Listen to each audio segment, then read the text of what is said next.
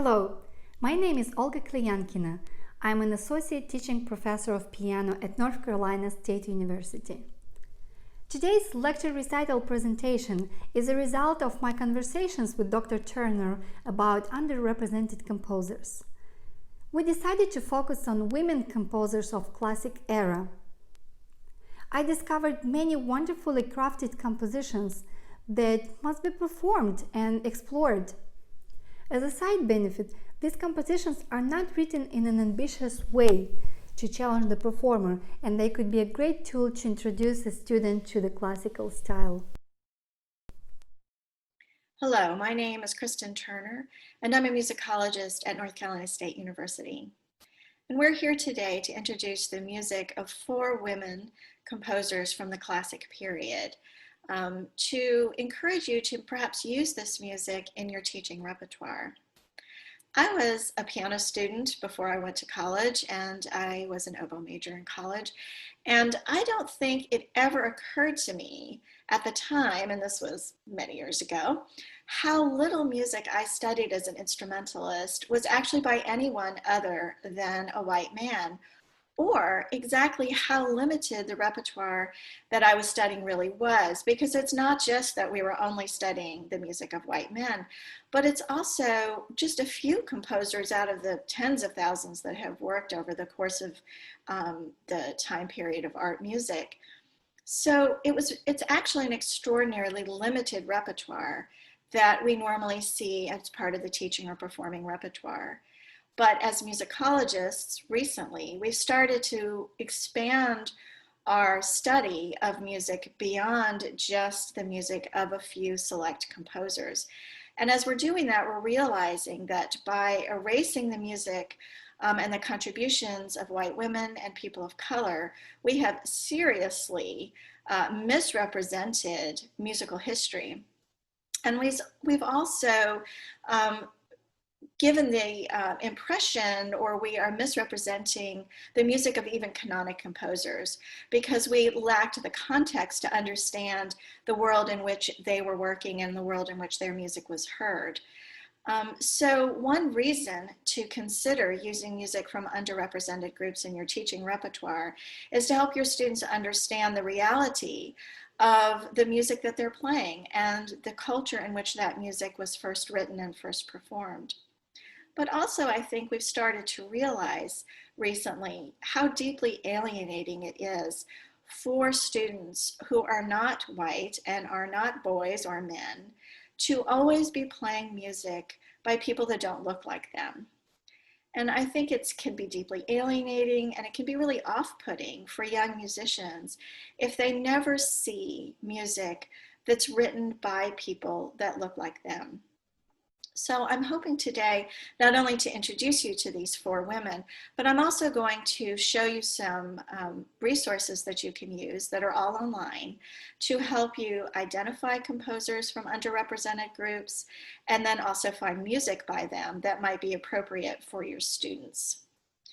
I want to remind you that one reason that we might think that music from non-canonic composers have not lasted until today is that maybe that music's not very good. But that's really not true. Music that's been forgotten does not mean it's obscure because it was bad music, and that it doesn't measure up to the music of the canonic composers we're used to. It just means that there was something about that music that made it difficult to remember or difficult to continue to play by later musicians. And that's usually a response to large systemic forces. It has nothing to do with the actual pieces themselves. It might be something about whether or not the music was published. It might be because the musicians are from underrepresented groups, and so they're sort of overlooked by later composers. There might be something about their music that doesn't appeal to later listeners, but that today, looking back, we realize that these are great teaching pieces and also great music to perform for audiences and introduce to audiences to help them hear and learn about music that are not just by Haydn, Mozart, and Beethoven. Anna Bohn was born in 1738 in Bologna. Her parents were both artists. Her father was a scenic designer, very important, named Girolamo, and her mother was an opera singer. Her name was Rosa Ruvinetti. When she was only 4 years old, they left her at the Ospedale della Pietà in Venice. And if that sounds familiar, that's because that's the school where Antonio Vivaldi taught for many years. However, he never had Anna Bohn as a student because he left in 1740 and Anna Bohn arrived in 1743. We actually don't know much about her. There are very few records left with her name on them, and that's not that unusual for women composers and women in general in this period because they often didn't interact with the sort of institutions that saved records for us to learn about them later. Anna Bohn, however, we think left the Pietà sometime in the 1750s. She had studied harpsichord and singing and composition while she was at school, and she rejoined her parents in the German-speaking lands. This is, of course, before Germany was a country. And they worked together as a family in the court of Brandenburg, and that's where she published all of her music. And then in 1762, they were hired to work for the court of Esterhazy. And if that sounds familiar, that's the court where Joseph Haydn also worked for his whole career, or most of it anyway. And in fact, he was hired the same year as the Bohn family. She probably left that court around 1767. And from then, we really don't know what happened to her. There is a divorce petition with her name in 1772 in Venice. But other than that, we have no other records. So we don't know what she did, if she continued as a musician after her marriage or after her divorce too. And we don't know when she died. I'm going to share my screen so you can see what she looks like, or what she looked like. Now she published 18 pieces of music, and 6 of those are in one collection of keyboard sonatas, and that's of course what Olga will be playing. And they may sound a bit old-fashioned to you, and actually that's pretty common for music by composers from underrepresented groups. They're already bucking the trend so much to be composing at all that they often did not play or did not perform and compose in the most up-to-date or avant-garde manner, and that was as a way to help them be more accepted by the music establishment. A groundbreaker is always going to encounter more resistance than someone who's working very much within the style of the period. And of course, the late 1750s, when Anna Bohn was publishing her music, that's at the very beginning of the classic period. So there were certainly a lot of other composers who were still working in an idiom that we now would identify more as late Baroque. Now you may be wondering, where you can find music by Anna Bohn and other composers. And so now I want to show you a website, or several websites, that might help you find not only music, but more importantly, just the names of other composers from underrepresented groups that you might then search in other places for music for your students. So let's look at this website, the Composers of Color Resource Project. And this website, as well as the website Music Theory Examples by Women, that's this website, these are great websites because they are curated websites. They're actually more designed for classroom teachers, but this gives you a list of names that you might look in other places for music, as opposed to just Googling 19th century music by women composers or something like that, which will just give you a long list of names and not much else. So the Composers of Color resource has full scores that you can download for free because they are they're in the public domain. And I just wanted to point out, for instance, you could consider using music by Harry T. Burleigh, one of my favorite composers from the late 19th century. He wrote mostly vocal music, but this From the Southland, for instance, is a wonderful collection of character pieces that sound very late Romantic. And of course, that's another great example of a more conservative composer coming from an underrepresented group. And here, this music theory examples by women also has some scores. I've already searched here for classic composers, but you can actually, as you can see, search for composers from other periods. And a lot of their examples are actually just excerpts because, again, it's designed for music theorists. You can also see on your handout there's a few other websites that will just give you lists of names. They're not going to necessarily give you any music. And I want to especially point out the website, the Institute for Composer Diversity, which has an enormous database where you can actually search by geographic location if you're interested in, say, finding composers from North Carolina. And you can also search for composers based upon their identity. So if you have a student that you would like to find a piece of music by a composer who looks like your student, then you can use that website to start getting names. And you can also, from that database, that will often connect you to the website of the composer, and from there you can find music. That particular database does have historic composers, but they're particularly good for contemporary composers.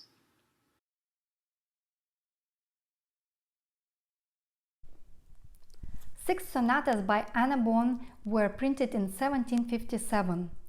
These works were intended for harpsichord, and we can clearly see that from the texture.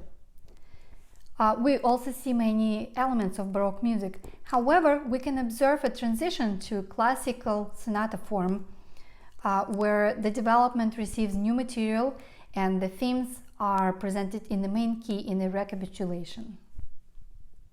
To study this work, I used the newly engraved score from IMSLP. However, I spotted a few mistakes which I easily corrected by comparing with the original first edition.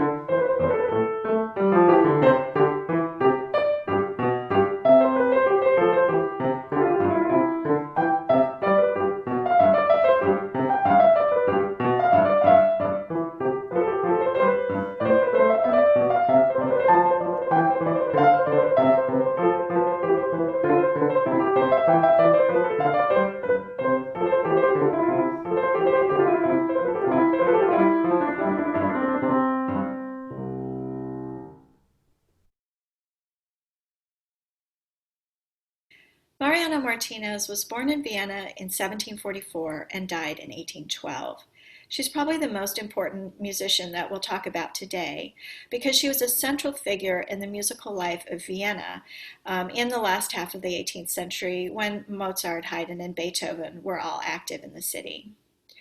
She came from a very wealthy family, and she had access to excellent musical training. In fact, she studied composition with Joseph Haydn from the ages of 10 to 13, and she had other composition lessons with other composers as well. She also took singing and keyboard lessons. She never performed in public, and she never published any music. And that's because she was wealthy, and it would have been considered very scandalous for someone who was as wealthy as she was to take part in the commercial music making at the time. Instead, it was at her salon where the movers and shakers of the Viennese Musical Society met. They heard her music, they heard other people's music, composers made connections with performers and patrons, and it's really in this musical whirl of salons and private concerts in the imperial court that musical culture existed in Vienna in this time period. But because she was a private music maker, we don't have very many resources that tell us much about her life. I'm going to share my screen so you can see what she looked like. As I said, her music circulated throughout Europe in manuscript form, and she was well known enough that she was even selected for an honorary membership for this important composers group in Bologna, the Accademia Filarmonica. But we have lost quite a bit of her music because it was never published. So out of probably 31 piano sonatas, only 3 remain today. So you might be wondering where you could find music by someone like Mariana Martinez, who, despite her importance at the time, has been all but forgotten today. And the place to do that, one place to look that I would really recommend, is IMSLP. So this is an enormous database of music in the public domain. So anything you find here you can download for free. But it's a real grab bag of different things. So as you can see, you can search by a lot of different criteria, but I really think it's easiest to search by somebody's name. So for instance, let's look up Mariana Martinez just to see what we can find. So as you can see, it gives you just a little bit of information, points out that there's a lot of different ways to spell her name. And then after this, that information below it, you'll see a couple of tabs for each composer. This first tab is every composition that's currently on IMSLP by Mariana Martinez, and more compositions are added to this website every day. Some of these are going to be not easy to read for your students. They might be, say, in manuscript form, or they might be published, very old publications that just don't look the way that we're used to music looking. You can also look in this collections tab, and these are various collections that in this case contain music published after her death, or they might be, in other cases, say collections of music by the person that you are looking up. There's also usually, there's sometimes a recordings tab as well. So just to give you a sense of what you might find, if you I clicked on this collection. There's a view tab here so you can see what you're getting to see if it was appropriate for your student. As you can see, even though this was published in the late 19th century, it's a beautiful publication, and if you downloaded this, it would be very easy for your students to read.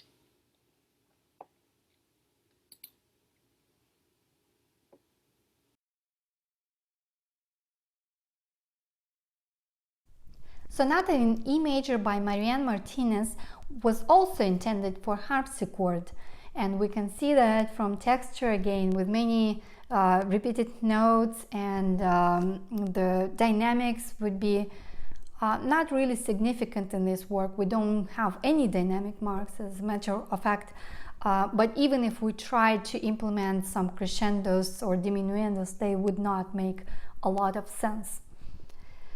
This work was probably written in late 1700.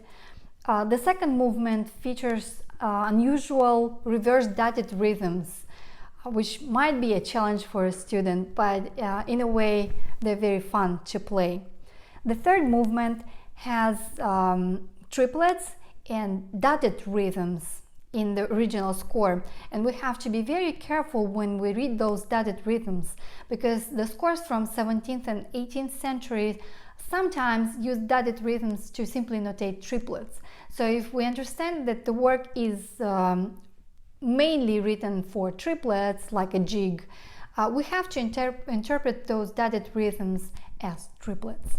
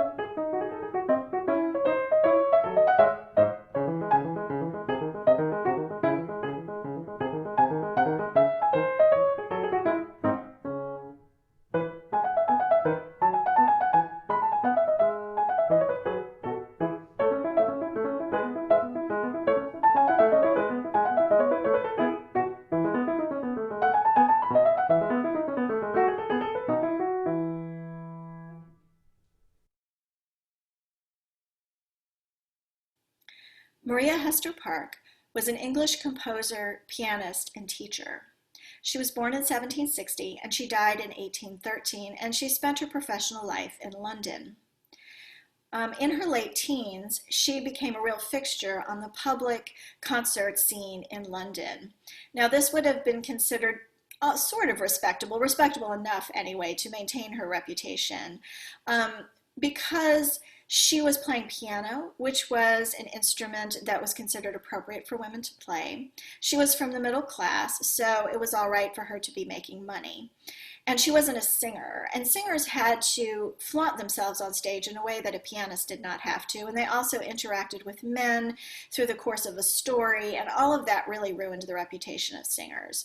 But a pianist could maintain her reputation, particularly a young unmarried pianist, as long as she conducted herself in a respectable manner on stage and off.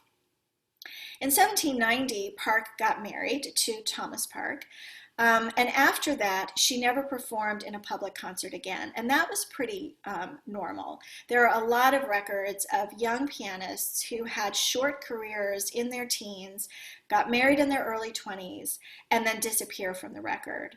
But we know more about Maria Park because she clearly kept performing in private. We have sort of mentions of that in people's diaries and letters, and also because we know that she had contact with important musicians who came to visit even after she wasn't performing in public anymore.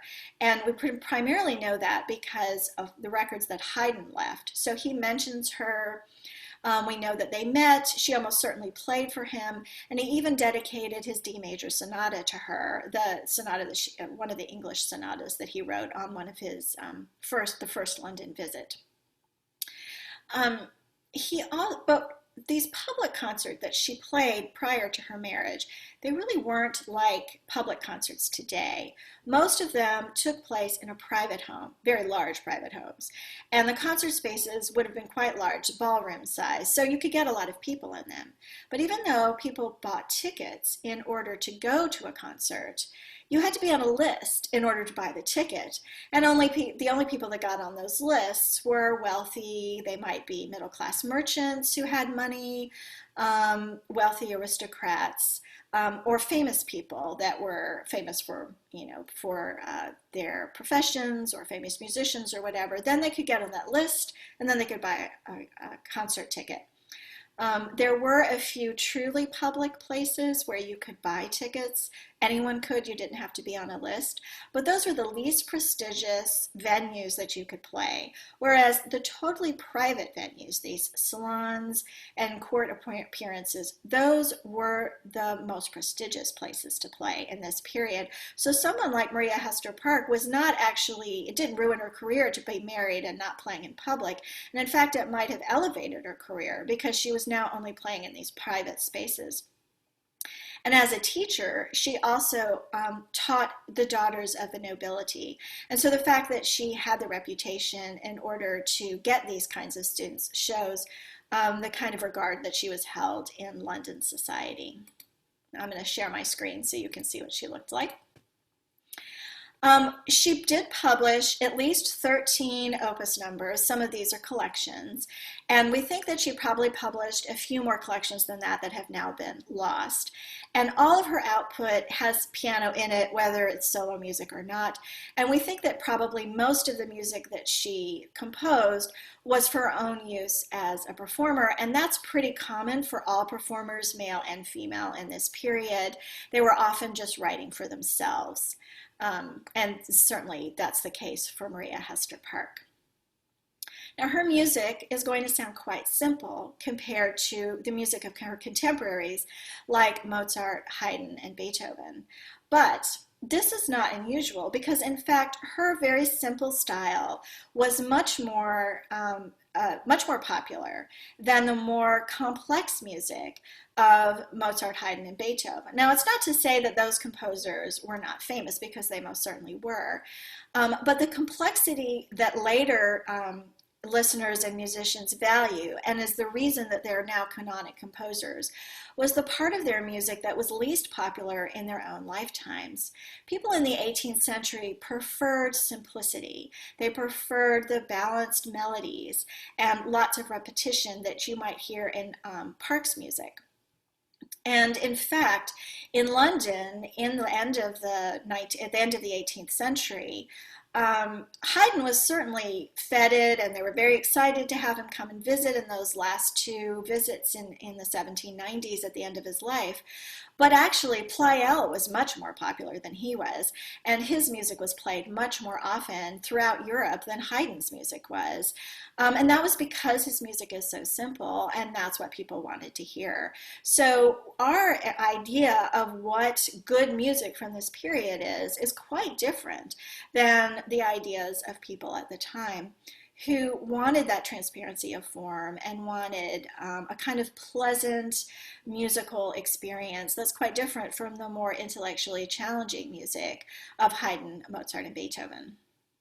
I'm going to show you one more website now, and a class of websites that you can use to find music by women composers.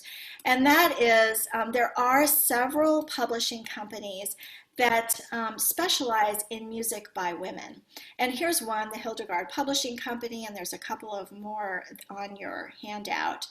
Now, of course, you would have to buy this music, but it's professionally edited, it's well done, and there's music from all different periods on these different websites. And the Hildegard Publishing Company in particular is a pretty large one, and it's an American company, and you can find music of all types and of all ranges in terms of level of difficulty on this website and on the others that we have listed.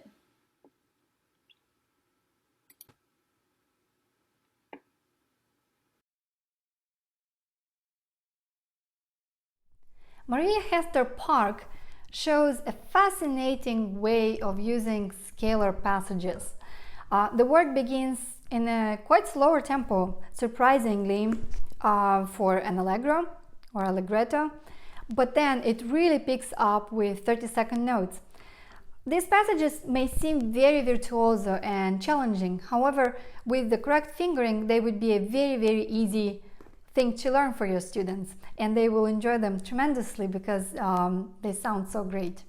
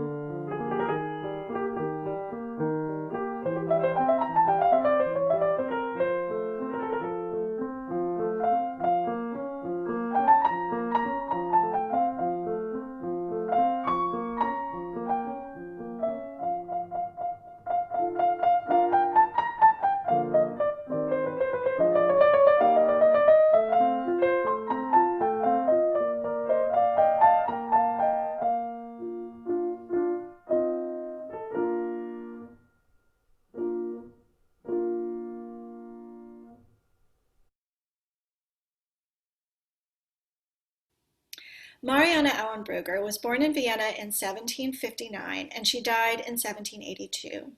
She and her sister Katharina were sought-after pianists in Vienna. But because they came from a wealthy family, they never performed in public, and Marianne's music was not published during her lifetime. Now, you may think that these kinds of private performers would have had a rather limited effect on the musical establishment of their city, but that actually turns out not to be true. Instead, these performers were well known even outside of the rarefied musical circles in which they moved. So many people who probably never got a chance to hear them play at least knew who they were and knew about their reputation. And we know that because music was dedicated to them. And this is true of the Auenbruggers and also lots of other performers from this period. These dedications are important because they were part of the marketing strategy of music at this point. They were like celebrity endorsements. So someone might see that the Auenbruggers were the dedicatees of a particular piece and buy it because of that, because they had heard of Marianne and Katharina. I'm going to share my screen so we can see a little bit more about her.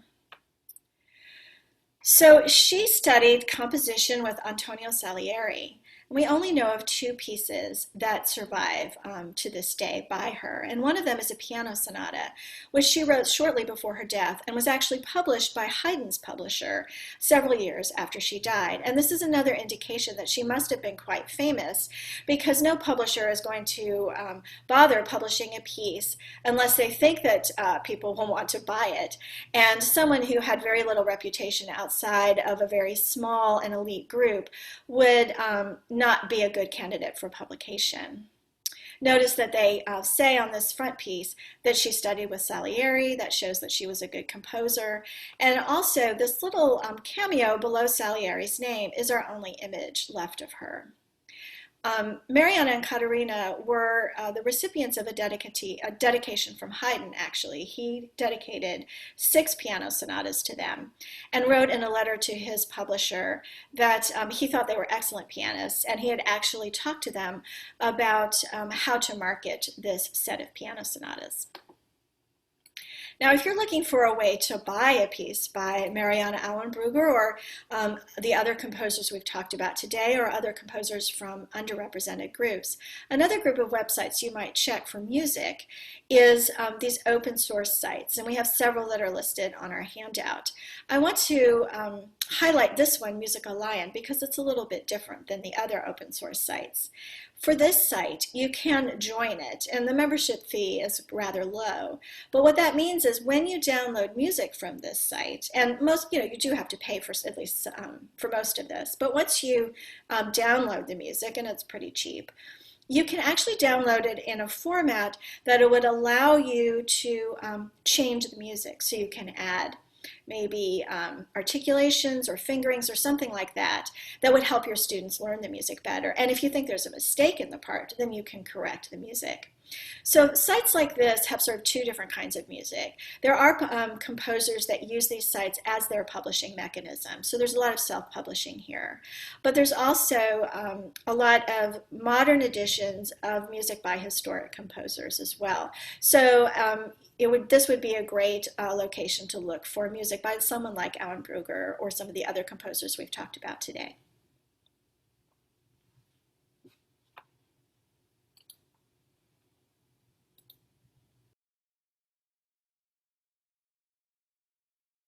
Sonata by Auenbrugger is probably the most challenging piece on today's program. It is written in virtuoso style, and it is clearly written for fortepiano with many dynamic markings and many contrasts. When we read such a score, we have to be careful how we interpret those sudden fortes, especially for chords, because on the modern piano they may seem very weird and may seem even like a mistake. So we have to remember that the early fortepianos had a very thin sound, and even a chord played in forte wouldn't be so sudden. So in our case, we have to measure our force and find a nice way to play with some emphasis and maybe with change in character, but without really hitting very hard.